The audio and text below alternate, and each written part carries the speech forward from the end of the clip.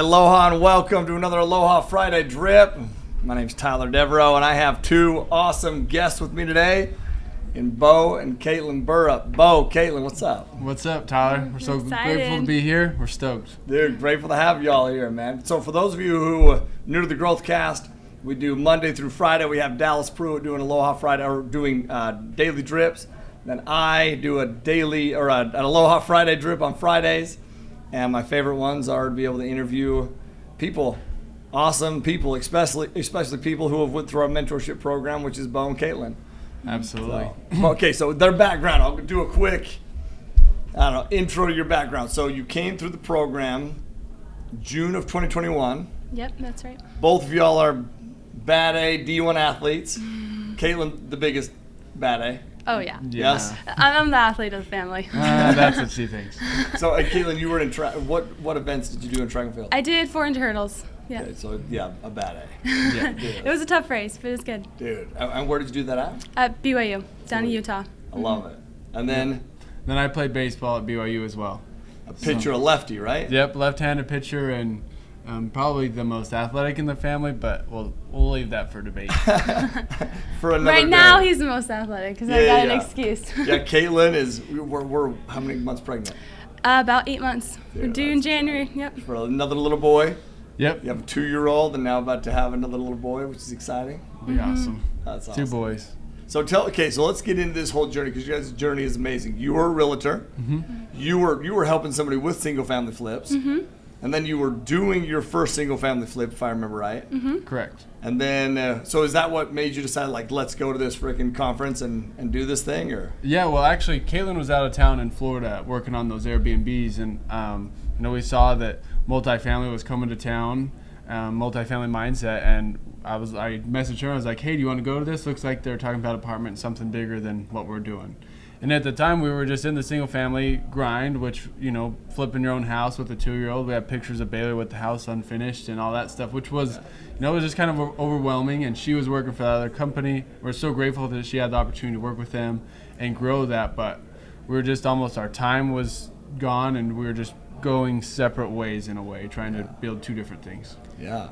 We weren't even aware of syndication before we went to that conference, and our goal was let's own 20 doors, 20 single family doors. That was kind of our ideal dream, but going to the conference it opened up a whole new world that we didn't know was possible for us. I love it. And listen, y'all listening to, I should have said this in the very beginning, but today's episode, you're going to learn a ton from today's episode. Not only are you going to learn a ton, you're going to be inspired, man, because their journey is amazing. How old? Mid-20s, right? Mm-hmm. Yep. Mid-20s, and they just told you how they started out. They were doing flips, realtor, decided to come to a class. This is this data recording, so June 2021, we're a year and a half down the road. Year and a half, yeah. And we'll get to where you're at now, but it's no joke, man, and there's a reason that they got to where they're at now and why they'll get to where they're going. And really, I believe it's because you made a commitment. That was your biggest thing. Yep. Chatting with you, I've known you guys for a year and a half now. You guys both help tons within the Multifamily Mindset. You guys have helped a ton of students since you guys have started. So I know a little bit about y'all for sure, but just your mindset and everything that you have going into it. So what was your mindset when you went to that first class? You decided you're going to dive into multifamily, and then you decided to do that. What made you decide to do that?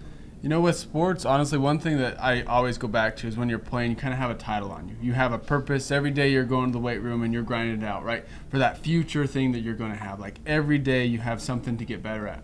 When that ends, I think that's a tough period a little bit as far as what do we do that's next? What's going to push me every single day like that? And I feel like that's a hard period. And so when we showed up to this, and what the difference was is we just learned something that we can grow every single day and hold each other accountable, but also be around people that's going to push us and want us to inspire us to grow as well. Yeah, that would be a tough thing. Mm-hmm. You have this identity, and then all of a sudden that identity changes. Yeah. And so were you cognizant of that? Were you like, man, I need to find something else to wrap my identity up in? Yeah, it definitely felt like something was missing, especially for me, because I was doing the stuff, working with Airbnbs, but I just didn't have that same drive that you had when you're in sports, and so, when we were doing at BYU, you know, we had a mental strength coach that taught us all about like how to become the best athletes we can and apply it.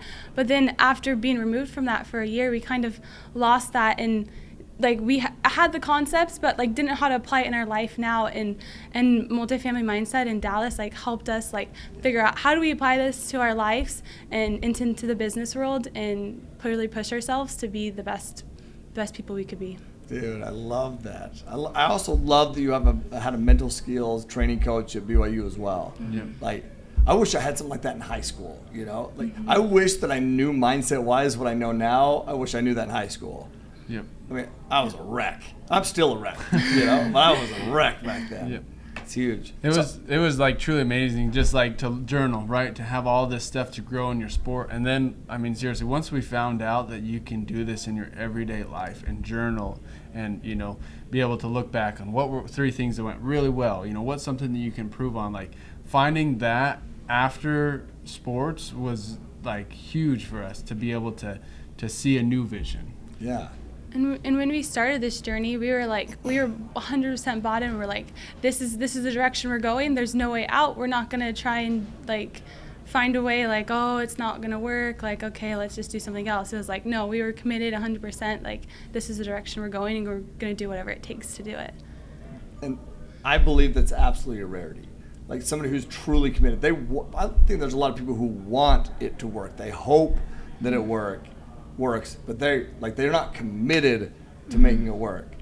And because that committed to making it work, like it's the same to being committed to anything. Committed to marriage, committed to being a good parent, committed to being a good anything. You know, being a D1 athlete, a track star, a baseball star, like that commitment. Let's tie these two in. Did you make a commitment that you were going to freaking dominate in track and same in baseball? Yeah. Were there challenges? Absolutely. I had a year I struggled, and then he had a year he struggled, and it was rough. Yeah. But it was all about figuring out, okay, how do I course correct myself and remember what my goals are. Yeah. So tie that into the business, okay? You guys come in June 2021, yep. Hot, ready to roll. Yep. Any challenges that you saw? Absolutely. I think the first thing is realizing that you're going to have fears and thoughts, and it's that you have to recognize those right off the bat and realize where are they coming from and focus on and have your focus on what can I control. And as soon as you have that mindset to catch it, realize that it's just a fear, I'm going to focus on what I control and see what happens. That's the separator. Yeah. Any specific examples of, because I love that, catching yourself in everything thinking, right? Yeah. And then correcting.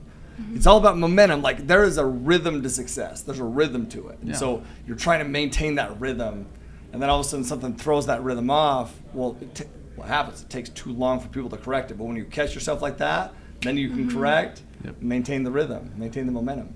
Just getting started in this, the story that comes to mind is we had a 137 unit deal in Kansas City, and we were submitting an LOI on everything looked good.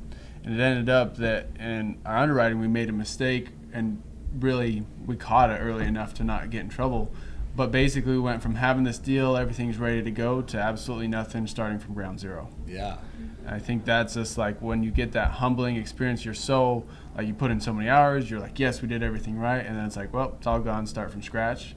And that's where the people that want to, succeed, and you'll see the separators is right there in that moment. Who's going to take the next step to get you rolling again, and who's just going to stop and be like, unfortunate. Okay. I love what you just said, like that separator right there in that moment. Did you recognize it in that moment though, or did it take a second to be like, okay, this is a separator? I think I'd say it took us a second, and then every time since when we've had those setbacks, like we've gotten over it quicker. Like yesterday, you were talking to us about like falling forward, and that's like how we've tried to have our mindset is like you fail forward. Like we've learned all this, we've gone this way, but and then we hit a roadblock, but remembering that that's only taking us a little bit back, not nearly back to the starting point that we were at before we started that. And so that's how we are with like a lot of the properties that we find that, it starts out good and then we're like find different things that like, you know what, this isn't going to work. It's hard and to get over that and not get attached to the deal and realize like, nope, this isn't what's right for our investors, and learning from it, figuring out, okay, what are we going to do better next time to catch this earlier, and then moving on to the next deal and not settling in that. That's so good, man. That's so good. It gets easier every time, and this perspective. Go ahead. I was just going to say, looking at it to being grateful as well. Like being grateful that we've learned and we caught this, early, and being grateful to like push as far as we've gone. Because then once you look at it as like, holy cow, I've learned so much, instead of, oh, we failed or oh, this, it's like, oh man, I'm this close. I'm right there next time. Yeah. It changes everything, the way you look at it. It's so fun, bro. It is. When you change how you see things, the things you see change, right? Mm-hmm. So it's just our perspective is the point, right? Mm-hmm. Yep. The perspective is it. So I love both those perspectives. The perspective of, man, we may have had a setback, but we're not even nearly setback to where we really where we started. And that perspective alone gives you energy. Mm-hmm. It gives you just excitement, Yeah. Yep. And then this mindset of just gratitude. Gratitude is a life hack, dude. I just believe it.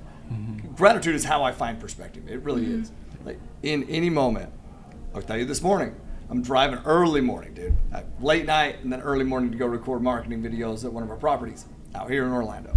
And I'm just driving. I'm not in a bad mood, but I didn't go to the gym because it was early, and early morning I couldn't go to the gym and do both. I couldn't do both. And I like to go to the gym. So I'm driving like, man. And then Rowan, who our CPOO, sends me a song randomly, dude. Sends a song, and I click that song on, and all of a sudden everything brightens up. Like, I swear on my life, I see the fog. I'm like, God, this fog is beautiful. I see the sun rising, and I'm like, it just got me to gratitude. I'm like, man, this is so beautiful and great. And gratitude is a life hack. If we can switch it to gratitude, our perspective changes. Yep. It just does. So that's awesome. You're going through. You hit these stumbling blocks. Okay, so that first deal, just think about this perspective to y'all out there. You come to this class, you leave the class, have this first deal. How did you find out, by the way, that the numbers weren't working, that you needed to back out? Yeah, we had some help from other people, having them look over the underwriting and looking over. We were going to do an assumable loan on it, and there was no big red flags initially about how large the prepayment penalty was going to be, and someone helped us catch that, hey, let's look into this a little bit more. And that was Ryan that actually had us ask that question to the broker. Mm-hmm. Yeah, Ryan Woolley. Yeah, Ryan Woolley. I love it. Which is why you guys are so smart. You're athletes because you're coachable, and you're successful athletes because you were coachable, and you're physical specimens, obviously, okay? But you're also successful in this because you're coachable. These characteristics, they transfer over, Mm-hmm. So you catch it. Was it hard, even once you caught it, was it hard to be and still pull away, even though you had caught it? A little bit. I was very much attached to the numbers. I'm like, well, the numbers don't work. It doesn't make sense. Let's not continue going forward with it. Yeah. And so initially it was hard though, just because it was oh man, we thought we found our first deal. Yeah. But one thing we learned early on is be attached to the numbers, not the deal. So I was gonna say, that's why you have good partners, because I'm like a roller coaster over here. I'm stoked, and she's like, numbers don't work. I'm like, what can we do? What can we change? And that's why you have good partners that nope, this is how it is. You guys actually remind me so much of me and Britt, because I am this. I'm an emotional being, mm-hmm. Highs, I am. And Britt's even keel. You're very just even keel. You have this grounding energy, which is beautiful. You remind me of Britt and I for sure. Yeah. Oh yeah. So, which is good though. That balance is awesome, Yep. Okay, so that's how many months into the program, into the business, had you guys been when that happened? That was 3 months. 3 months. Yeah. Okay, so I'm just painting this timeline. So 3 months in. Mm-hmm. A lot of people quit right there. A lot of people back out right there. Mm-hmm. They just do. And I see it happen all the time, which is crazy to me. When did your next deal come after that? Yeah, so we had another one that just the loan didn't work out with the interest rate as well, all the way lined. And then it was right after that one, we landed our first deal that was 272 units, and it was within 6 months of starting the multifamily mindset that we closed it. Yeah. 272 units. What was the purchase price on that one? That one is $16 million. $16 million, mm-hmm. And where was it at? It was in Park Hills, Missouri. right? Dude. Yeah. So awesome. And how did you find out about that deal? Yeah, so we had, so like going back to like what Multifamily Mindset teach you, adding value to people. And that's what we really tried to do those first 6 months, is build our network and add value. And so we actually got brought onto the team because they had already had under contract, and they wanted our help, and we had that value to be able to provide to fill the gaps of what they were looking for. And so because of that value and putting ourselves out there and working really hard for those 6 months, it's what allowed us to be able to be brought on. And So good. I think going back to who we met at that multifamily event was a guy named Judd Tolman, and he's now our business partner. And we are so grateful for that dude. He's an incredible human being, him and his family, but he also opened up the doors and the vision for us. Mm-hmm. Yeah. And after forming a partnership with him now, he had connections that brought us in onto that deal. Jake Dean was part of it, and Jed Johnson. Yeah. And Judd, knowing them and taking us under his wing in a way at the beginning, open up the vision, has been the biggest blessing for us, because now that's our team. Epherus Capital is with Judd, Kaitlyn, and I. Yeah. So think about how cool that is. Like, those of you who don't, the initial class that went to our 3-day class, he meets Judd Tolman. Beast. I love Judd. Like, you're a great human. He's a great human. Judd has taught me so much about, like, seriously, relationships. Mm-hmm. Like, I met Judd when I was in my early 20s. And I saw this dude, how he dealt with people in a sales environment, because I met him in a sales environment. Mm-hmm. And he was the kindest person, man. He was the kindest person to everybody that he met. Mm-hmm. Yep. I just love that about him, and I learned so much about that. And then I want to tie this back into you. So you network. So think about this, though. You network at that event. How many people go to that event without a purpose? Like, they're just there to maybe learn. Maybe they're a little skeptical. I don't know. Mm-hmm. I know that maybe there's some doubt. Maybe there's some skepticism. But if you found a partner at that event, that to me tells me that you maximize that event. Mm-hmm. Like, your mindset going into that event. And I saw you guys build your network over the first 6 months, and I saw the impact that you were having. Dude, you put yourself in places and situations to provide value, to help, to just get your name out there. Mm-hmm. That's huge. That is huge. And that's an actionable for every single one listening, is like, do those things. That compounding effect of consistent effort. Mm-hmm. Consistency is the key, dude. Consistent effort, then 272 units. That's a beast of a deal, man. Mm-hmm. That's a beast of a deal. Yeah. Yeah. And we didn't initially form that partnership with Judd. It wasn't until about that 6 months that we officially did that, and it was just constantly staying in touch with him, showing our value, showing him our underwriting, and realizing that, hey, we have there's a gap that you need filled, and there's a gap that we need filled, and we were able to come together and do great things now. And to me, looking at it as its success, it's like, okay, who do you want to be around? If you want to be around those people that are successful, that are high achievers, then you need to put in the work to be able to add value to them. And as soon as you do that and you have that mindset, then when I go to, guys like Judd, Jim, I'm asking them questions all the time, and, just picking their brain to be able to learn. Totally. Like that. So I know that you guys didn't partner right after the event, because we wouldn't do it. We would never. I would never partner with somebody, any of us. So you guys know this now because you're more interconnected now. Right at the event. Why? Because there's a proving ground. Like, that proving ground is, you're interested, but are you committed? Mm-hmm. There's a lot of people who are interested, but are you truly committed? First thing that we started talking about in the very beginning was just, we made this commitment. Before we got on camera, they said, we made this commitment to do this, and that was it. Mm-hmm. And so that's it. There's this training ground, and then you also said you kept in contact, providing value. It's these same basic principles that compound over time that result in that. Great first impression, way better. Great first impression, but the real impact is over the next 6 months of all those things that you did. Mm-hmm. It's huge. And that's how it's been with the different sponsors we've talked to and other partners that we've worked with, and showing that value. And then over time, we've eventually had, I've had people that have been in the industry for a long time come and bring me the underwriting and say, hey, will you just look over this and give me another set of eyes? I'm like, really? I feel like you're the expert in this industry. You've been doing this for 20 years. But when you provide that value, that's how you build relationships with people. Totally. Okay. So I'm going to hone in on this. One thing, I've invested in Park Hills, that deal you did. I invested, I don't know, a couple $100,000, and it's an awesome deal. You guys are crushing it on that deal. Yeah. Like, awesome. I get my passive income check every single quarter, and it's a good one, man. That's a great deal, man. And right now, you just think about today's market. Right now, today's market, I mean, how many people are getting passive income checks? Not very many. From Bitcoin, the stock market. Yeah. Yeah, so I appreciate you guys. I'm always grateful when people bring me passive income opportunities. Once again, that's a great deal, man. In the Midwest, that's a great deal. But I want to hone in on what you just said.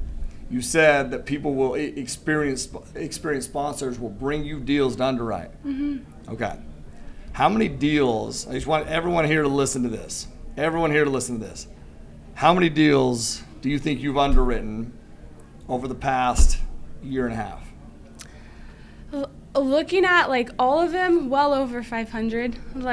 And a lot of those are deep dives into that, you know. It's about, like, if you spread it out over the last year and a half, about one a day where I've, like, really dove into the numbers and tried to figure out, is this going to work? If not, you know, move on, or otherwise continue to pursue and see where it takes us. Dude, that's it, man. Listen, 500, well over 500. Bo, you got to pick it up, bro. He's the one that's bringing them all to me. I'm like, Yeah, okay, no slow kidding, down. That's where your relationship is beautiful, man. You guys build these relationships. You're sourcing deals. You're sourcing investors. Bring them here to validate, to keep investors safe. This question of why should I passively invest in deals, that is why. Because as somebody who you go make active income, you are not going to be able to look at 500 deals. I mean, you just won't. Oh, well, you can. I guess everything is about time, right? But 500 deals, like how long is it going to take you to look at 500 deals? And if you've underwritten 500 deals, do you think you know at this point what you're looking for? Yeah, you know a lot of the questions to ask. You know how to adjust the numbers and move them around to try and make the deal work. And if you're out there trying to do it on your own, like I can't imagine how hard that would be. But I want you to understand. I want you to hear what I'm saying right now. For you to hear it. I started a long time ago. Well, a long time ago. I don't know. Everything's relative, right? 8 years ago. But I want you to hear what I'm about to say. You have underwritten more deals than I have. You've underwritten more deals than I have. So I want you to understand your value. But why have you underwritten more deals than I have? Because that's your skill set. Ryan's underwritten a ton of deals, and it just filters up to me, and I just try to poke holes in them at this point. I know what to look for. Yeah. But Kaitlyn, your ability to just dive in and fully commit has taken what could take years and years and years and shrunk it down to this, which I'm sure people look at this and they're like, okay, early 20s, like, okay, are these, like, should I really trust these individuals with my money? Like, can I really do this? Age is nothing. Are you kidding me? No. Why have I trusted my money in their deals with these individuals? Because of who they are. And who you are committed individuals, man, where you took something that could take 500 deals. I want to drill in on this long, and you shorten it down to here, which means you're an expert in the space, man. You're an expert in the space, which is why it's easier for you to raise capital, Bo, because, I mean, you have somebody that can make sure that you're keeping investor money safe. And how much better is it when you go and you talk to an investor and you're confident that the numbers that you're presenting them are solid numbers? Absolutely, and that's the best thing about it to all the investors is that I want them to invest only because of this deal. Yeah. And the numbers itself, right? That's it. Like, the numbers itself is the separator. And then knowing that, like, she's underwritten it and picked holes at it, and she's not attached to the deal just because it looked good initially, that it's the numbers right now where they stand is huge. Huge. And what's, like, really helped me, like, learn so much in the underwriting space is, like, listening, like, hopping on calls with Ryan. Like, Ryan's helped me learn so much and how to look at different deals and creative strategies. And, one of the biggest things is I ask questions. Yeah. If I came to something I didn't know, I wouldn't ask. And that's what's helped me gain so much knowledge in such a short period of time, is that I wasn't afraid to ask the questions, even if they might have sounded dumb, and that was, like, initially took me a little bit to get to that point, because I wasn't a very confident person. Like, I had a lot of fear based. I didn't necessarily have the self-belief, and eventually I learned that I was like, who cares? Like, if I want to make it in this space and I want to learn, like, I got to be willing to ask the questions. And so that's really what has helped me learn so much in such a short period of time.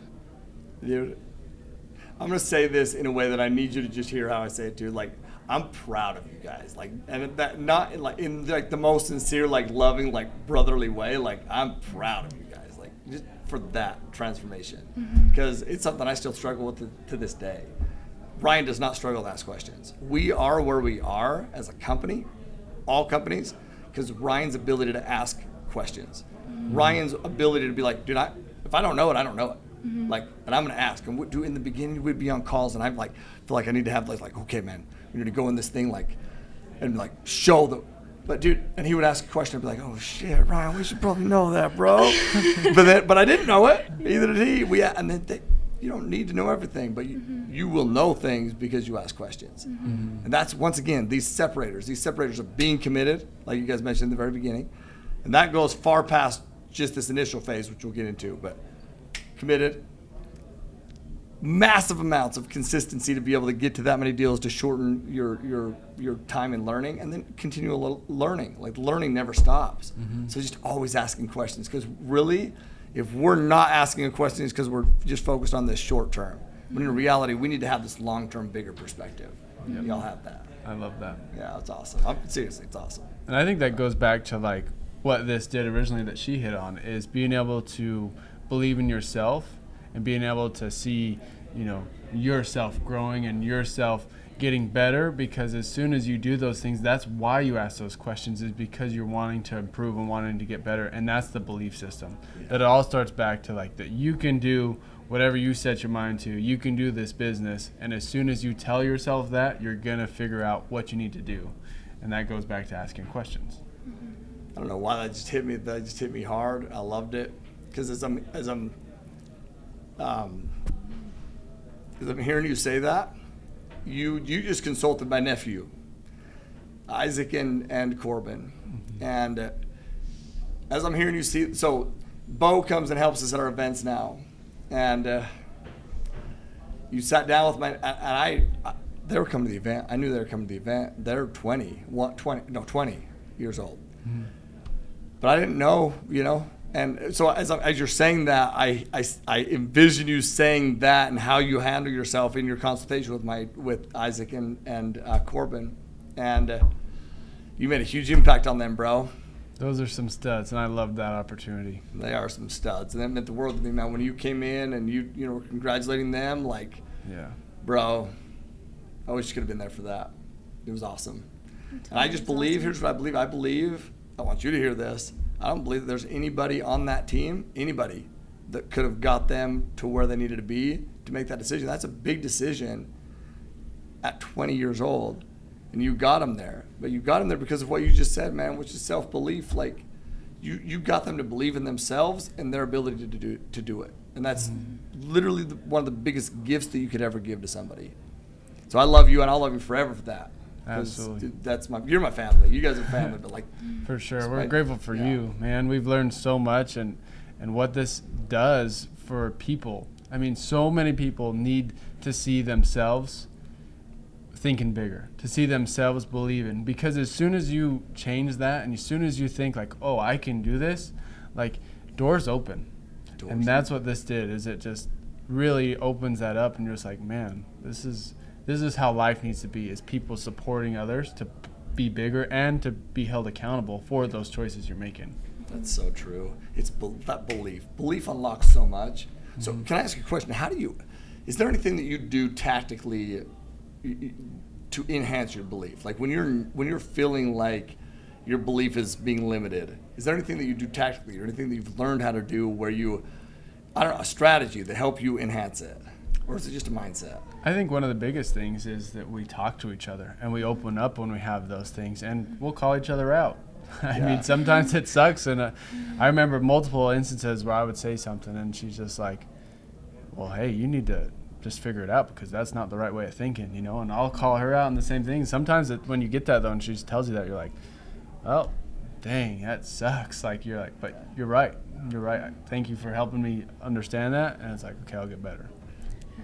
And Bo's been really like so big for me, like, because like I said, I didn't have like belief. I wasn't confident. Like, I went through BYU's finance program and I sat in the back. I never asked questions. I was intimidated, and that's how I was like up until the point of like coming in the program. Was I didn't believe in myself that I could do things, and Bo really helped me, and then like you and Ryan like bring us on. We partnered with you guys on a deal, like just that belief that someone else believes in me and that I can add value really helped me. And then in the coaches too, like they bringing me on to the company as the underwriting coach, that just instilled in me like, okay, like they believe in me, so I should believe in myself. Oh, I love that. That's how it works a lot of times, huh? Like somebody else, gosh, there's so many actions for what you just said. I love that you guys communicate that way first. Like, I love that because it's out of love. It's like our whole meeting yesterday was about feedback with love. You know, if it's done out of love, that's it. And you being willing to give that, and then being able to receive it is critical as well. And then this critical aspect of showing belief in others. You know, like you never know what somebody's going through, and to really. I believe, I got asked, I was on Emily Ford's podcast just recently, and she asked me her thing, she calls it the it factor, and she says, what is your it factor? I knew she was going to ask that because she asks that on every interview. And so it really made me think, you know, like what is my it factor? I don't really know, but it made me think, and I'm so grateful for that because I really thought, and I listed it out, and what I wrote down was the ability to see the potential in people and really believe in them before they can even see it or believe in themselves. Yeah. But the reason that is a superpower of mine is because people have done that for me, and I've known what it's done for me. And so when somebody does something like that for you and your belief is enhanced, you're like, dude, I want to be that person for somebody else. Yes or no? Yeah. Which is why you wanted to come on and be a coach, which is why you wanted to come on and you know, help at the events. It's like, because you see it, man, and you want to help other people do that. That's a huge responsibility, but man, it's an amazing opportunity. For sure. And I think so many times because you don't fit the specific mold of how someone else is, then that makes you not right. Like there's something wrong with you because you don't think that way, you don't. Where in this business, it is so cool that there's so many different roles that you can go into to be the best be the best for yourself. Because, like, for me, if you left me to the underwriting and all that stuff, I mean, we'd have some issues. Amen, like, bro. I mean, I struggle with, like, Excel. I mean, I'm like a dinosaur over here trying to, like, okay, how do we put equals, you know, to get that? But that's not my skill set. Yeah. And I figured that out, though. That's what it goes back to. What are you good at? What do you already have? You know, what are your talents? Now, let's go and execute those and get the best at those, because that's how you're going to add value to other people that have different skill sets. I love it. Did you know that right out the beginning, like at the class, you're like, I'm going to be a good underwriter. I'm going to be good at capital raising, relationships with brokers, those kind of things? I knew for sure like underwriting was my skill set, like graduating in finance, and then I helped do analyzing for some of the Airbnbs and the flips that I was doing with the owners, and so that I knew from the beginning that was what was going to be my role. I love it. Same? Yeah, same for me as far as like, I think this is what I want to do. And then you go out there and you're like, holy cow, where do we start, right? Yeah. But then that goes back to as soon as you have those thoughts, you catch them and be like, you know what, I'm a professional and I'm going to go do what it takes to learn to have those investors trust me. Yeah. You know, I love that you identified it right out the gates, because I knew that I love to communicate. I love people, and I knew I loved to communicate with people, but I didn't see that as a skill set. I didn't. So I left the class. I'm like, well, man, and I really never saw it as a skill set until this business. Until I saw two things. I saw that there was this need. I saw that people really struggled to raise money because this communication, they didn't like communication. Like they didn't like to communicate with people. And I was like, I actually like this process, you know? And I saw that people saw that as a skill set. And then I saw that it's a need. People need to put money to work. And I just didn't even understand that because they didn't have any money to put to work at that point, you know? But they need to put money to work. So I was like, man, this is a huge... That's when I saw the value of communication, to be able to communicate with investors and to be able to provide that value to investors and different partners and brokers and all those kind of things, you know? So that's awesome. Yeah. Absolutely. Is there anything, so let's talk about where you're at now. So you did your first deal, 272 units, second deal? was Coventry, and that was 128. 128 units. I'm a partner on that deal, sponsor on that deal as well. Also have money passively invested in that deal. And it's in where? It's in Houston, Texas. Houston, Texas. Purchase price on that one? $13 million. I'm so glad you remembered because I couldn't remember off the top of my just head. over 13. Yeah. It's like 13.44. So if you guys aren't doing the math out there, that is... 29 million. Leave it to her. Leave it to the underwriter. Boom. Man. 29 million and 400 units. $29 million of real estate, 400 units, a year and a half. It's pretty amazing. And we've had one, actually, 77 units that we just fell under contract. We were under contract for quite a while, and it had a bad roof. And you think about, like, that excitement, right? Everything we've learned, we're finally cruising. We got two done. Now we're going to just close. And we had to step away because of the roof, and it was $1 million to replace it. So then what do? A week later, we're submitting an LOI on a property next door. And Next it's like, in line, It's like 72 units, so. And it just gets back to, like, when I called Bo and said, like, hey, like, we're terminating the contract, it's just the sellers don't have room to negotiate, and so it's just not, we can't continue with where we're at right now. Yeah. I said, but, like, although we don't get this deal, we built relationships with some brokers, we learned X, Y, and Z, and, like, there's potentially a property that might come available soon, and so that was, like, even though we had this negative, we tried to turn it into a positive. Yes. That's a life hack too. Like, hey, this is the negative aspect of this, but let's pull the positives from it. Because really, in any experience, we can pull positives if we look for them. Mm-hmm. But sometimes we just look at whatever the result in that moment is, and maybe it's negative. And this goes both ways. Maybe it's negative, and we just hone on the negative. Maybe it's positive, and you just hone in on the positive, but you forget all the other stuff that happened. Like, I believe one of God's greatest gifts is reflection, to be able to reflect back and be like, but we don't use this gift. Most of us don't use this gift properly. To be able to reflect back and be like, okay, this is what I learned. This eternal perspective, this growth perspective, right? This is what I learned.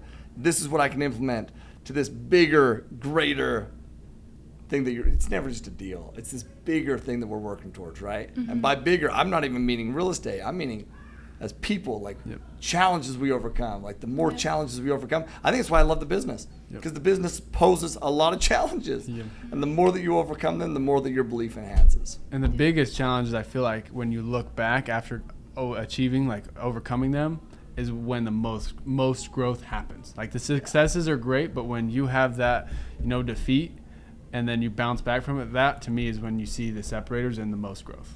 Totally. Could not agree with you more on that. Like, it compounds, right? So that's another perspective to have.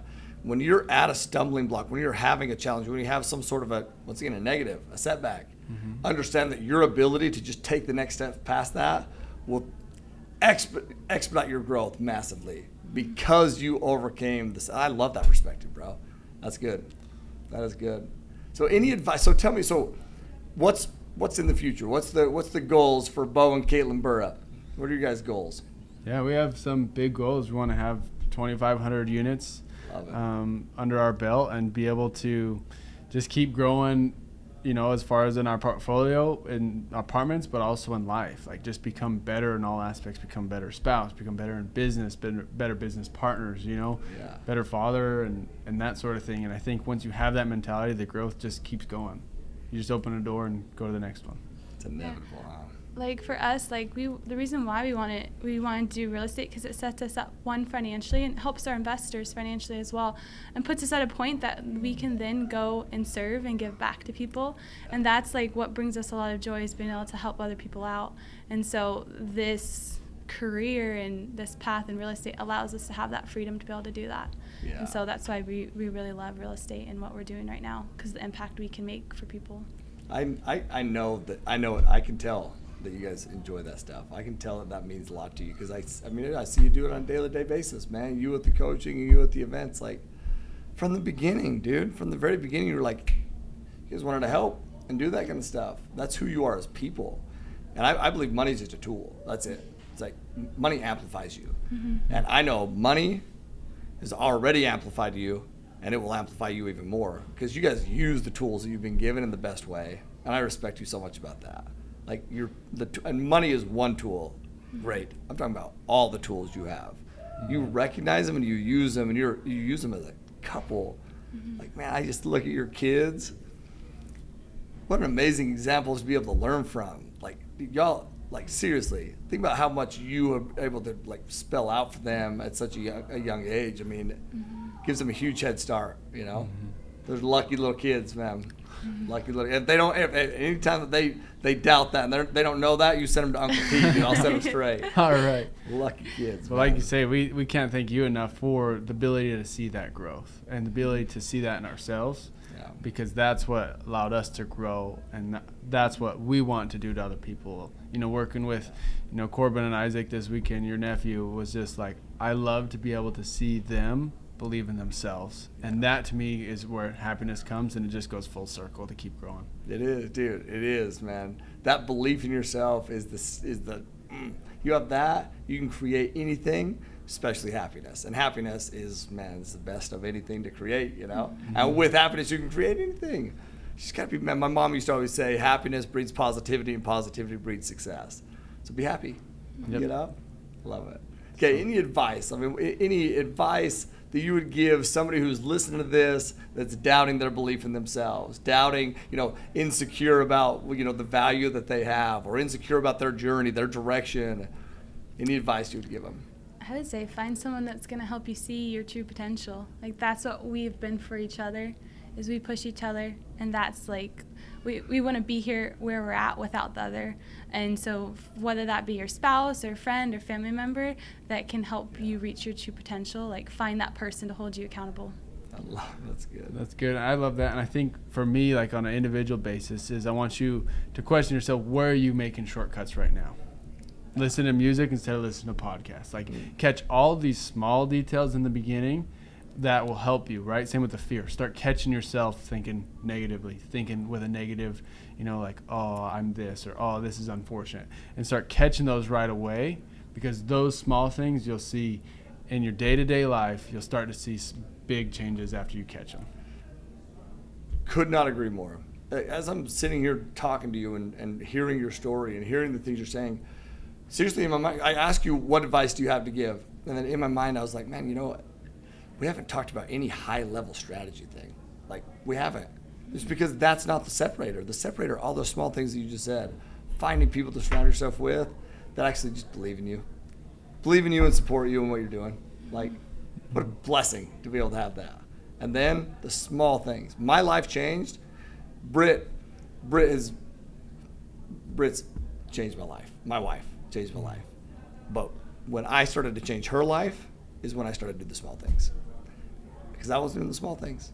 When I started doing that, that's when I started to give her what she had been giving me for years, you know? Yep. Small things like you just said, listening to podcasts, not scrolling on Facebook. Like, if I go to the bathroom for me is a trigger. It used to be a trigger scroll on Facebook. Now it's a trigger to, I read my book. I read. It's these little things that stack up to big things. I love that you just mentioned the little things, man. It's the little things that bring the big results, and it's the little things that most people skip. Yep. Don't skip the small stuff. Man, hone in on the small stuff, improve the small stuff, and you'll have the big stuff. Absolutely. Yeah.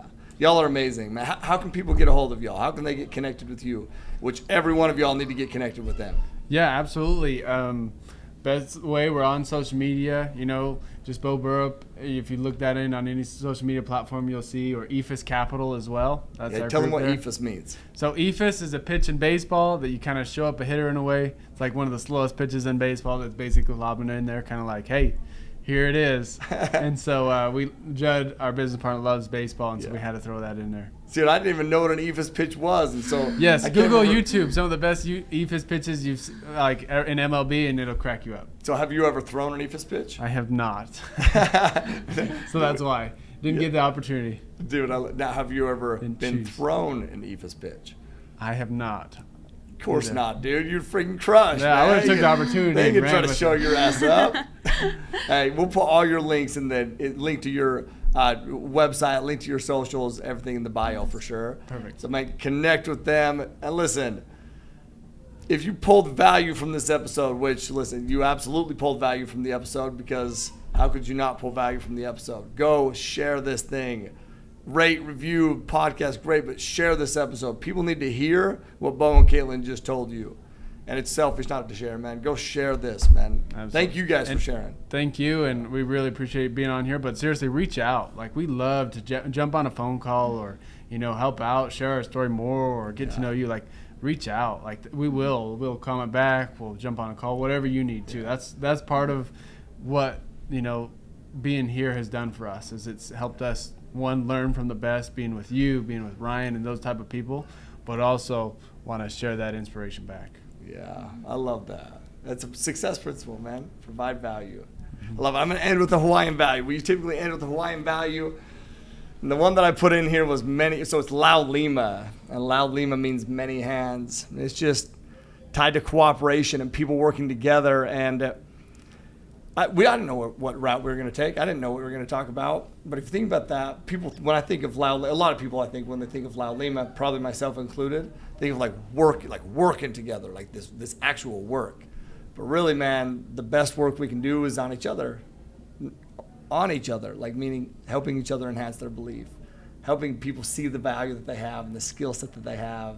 That's how we work and grow together as human beings. And human connection is the most powerful thing. That's why we're here on earth, is to connect and to grow. So, man, grow others. Love y'all, man. I love who you are. Just lost the lights all of a sudden, man. Shut the lights out. There we go. But hey, I love who you are as people. Hear that and internalize that. I love who you are as people. And I'm grateful to be associated with you. So grateful for all that you pour into the network, everything that you do. Love y'all. So thank you. Thank you, Tyler. Yeah. Thank you, Tyler. And all y'all out there, live always with aloha. Peace.